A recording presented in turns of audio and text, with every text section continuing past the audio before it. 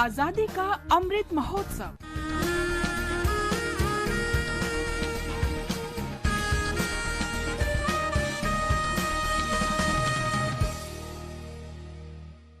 Azadi ka Safar with AIR News.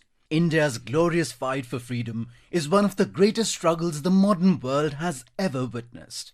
AIR News brings you a glimpse of the valiant struggle every day.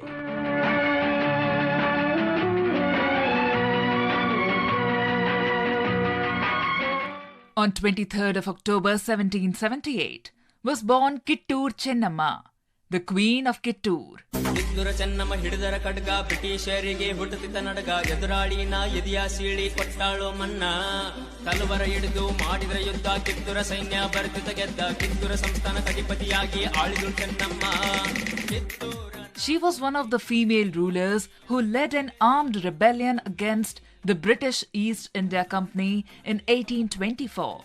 Right from a young age, she acquired all the skills required to win a battle, including horse riding, sword fighting and archery, and became well known in no time for her bravery. The British took over the administration of Kittur in 1824 under the doctrine of lapse.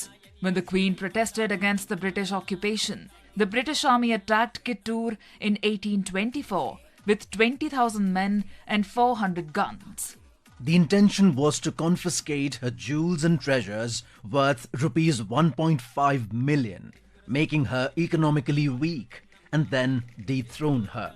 Despite having a numerically inferior force, Chennamma put up a tough fight and won the first round of battle.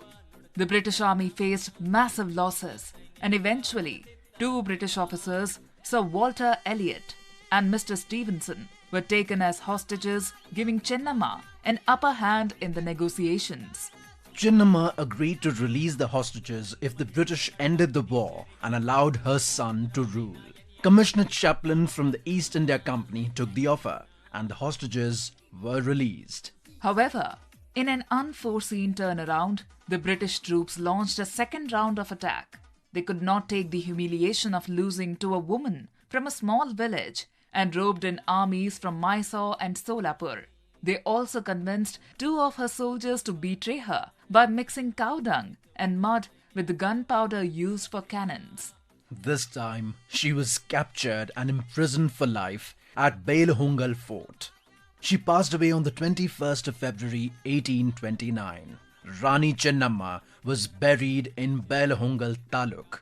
Her legacy and first victory are still commemorated in Kittur during the Kittur Utsav held from the 22nd to 24th of October.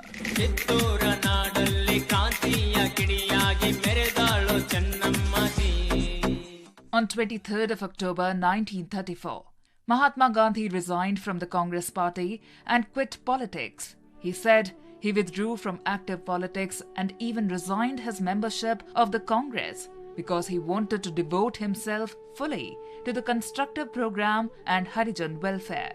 He did not disagree with the party's position, but felt that if he resigned, his popularity with Indians would cease to stifle the party's membership, which actually varied, including communists, socialists, trade unionists, students, religious conservatives, and those with pro-business convictions, and that these various voices would get a chance to make themselves heard. He had also come to believe that the leading members of the Congress party had adopted non-violence as a political means and not as the fundamental essence. In place of political activity, Gandhiji then concentrated on his constructive program of building the nation from the bottom up. Educating rural India, which accounted for 85% of the population, was not an easy task. Gandhiji continued his fight against untouchability, promoted hand spinning, weaving and other cottage industries to supplement the earnings of the underemployed peasantry. Gandhiji himself went to live at Sevagram, a village which later became the center of his program of social and economic uplift.